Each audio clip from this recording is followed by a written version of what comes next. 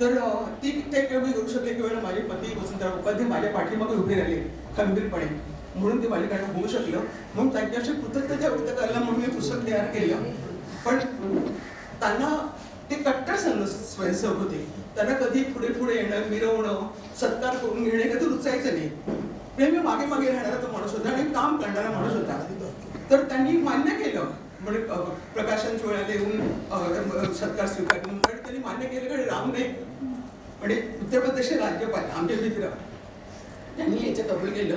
आणि वसंतरावांची इच्छा होती आपण त्यांना गंगा शुद्धीकरण मोहिमेला देणगी द्यायची होती. त्यामुळे रामूंच्या हातात डायरेक्ट देऊ पण लगेच तिकडे जाईल असं ते म्हणून तर हो झाले. हो म्हटलं. कार्यक्रम 13 जूनला ठरला होता आणि दुर्दैवाने 9 जूनला ते गेले. तर मी म्हटलं आता रामूंचा फोन आला की निराताई काय करायचं की आता म्हणजे कार्यक्रम ऑलरेडी ठरलेला आहे आणि 3 दिवस होऊन गेले तर आपण कार्यक्रम करूया, कारण मला वसंतरावचे खूप बोलायचे. ते आले, त्यांनी केलं. तर त्यामुळे ह्या पुस्तक प्रकाशन चांगलं झालं, सगळ्यांनी हे केलं. ह्या पुस्तकाची माझी भावना जोडलेली आहे. त्यामुळे ह्या पुस्तकाला पुरस्कार मिळाला त्याचा मला विशेष आनंद आहे. नीलाताई म्हणी पत्रकारिता हा तो एक इतका मोठा माझ्या डोक्याला बोजं पडलं 36 वर्षी. त्यामुळे झालं असं की माझी मुख्य आहे, तुम्ही कोण आहात तर पत्रकार, ज्येष्ठ पत्रकार असं लोक मला म्हणतात. त्यामुळे त्या ओळखीमुळे मला झालं असं की मला साहित्यिक कोणी बनायला तयारच नाही हो. इतका दृष्टपणा नको करता. म्हणजे मला सांगा की आता मी माझी 10 पुस्तकं प्रकाशित झाली.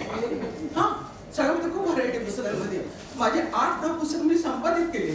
अनेक साहित्य संस्थांमध्ये मी काम केले. अनेक मी वर्गणीदार वगैरे कोणी मला साहित्यिक म्हणून म्हणायलाच तयारच नाही. बरं आपल्या प्रॉब्लेम असते की सगळीकडे गडबडी इतकी असते, कळलं की नाही. साहित्य क्षेत्रामध्ये भरपूर गडबडी असते. त्याच्यामध्ये पुन्हा समाजवादी कुसुमागम अश्मागम की आपल्याने तो आपल्याने त्याला नको त्याला नको असं करणं सुरू असतं.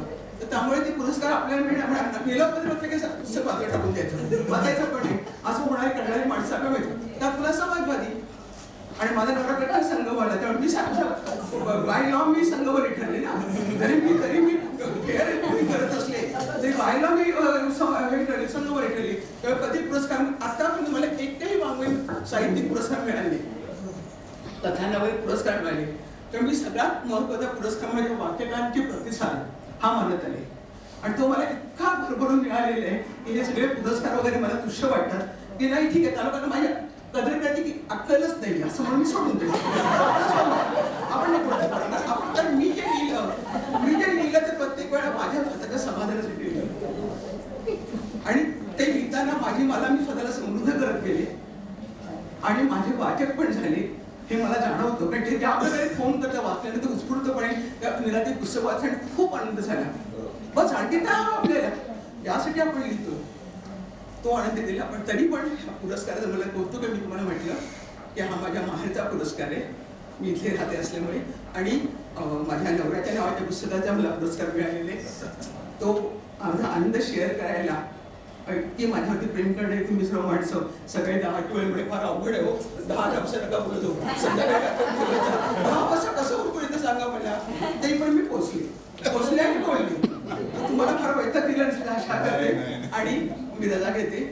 एक पण घोटाळा झाला. मी माझ्याविषयी बोलते नाही. हा हे भाषण मी सगळ्या पारितोषिक विजेत्या वतीने करावं असं मला आनंद सडमुळे सांगितलं होतं. मी आले तर आणखी कारण आहे. आनंद सडमुळे मुळात स्वतः एक साहित्यिक आहे. पुरस्कार आपल्याला मिळतात पण ते कोणाच्या हस्ते मिळावे. पण मी म्हटलं पाटील मला अंधे हे खरं असलं पण खरोखर कर्तबगार जी माणसं असतात आणि ज्या माणसाला स्वतःला साहित्यात गोडी आहे, रुची आहे, कळतं त्या माणसाने हे पुरस्कार देण्याचं औचित्य दाखवावं. पुरस्कार म्हणजे मिळतात ना. हल्ली खूप साहित्य पुरस्कार देते, गावोगावी अनेक पुरस्कार मिळतात पण ते सगळ्यांना मिळत नाही.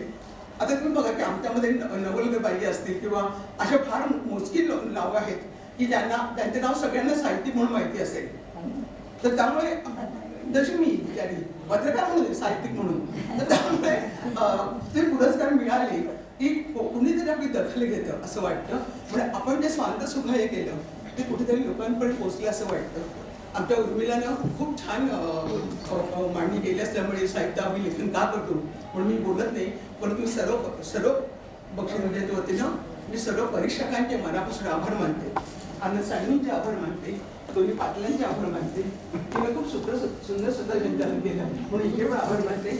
आणि तुम्ही सर्वजण इथे सकाळी लवकर आलात कौतुक करायला तुमचे आभार मानते.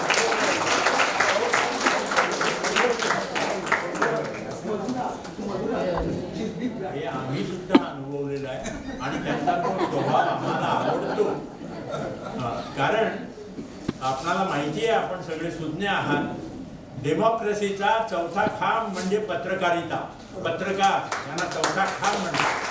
तेव्हा काही तुम्हाला थोडंसं दुःख वाटत असेल तेव्हा आता पुढच्या काळात तुम्ही लेटर हेड असं छापा, साहित्यिका नीला उपाध्ये असंच लेटर हेड छापून घ्या.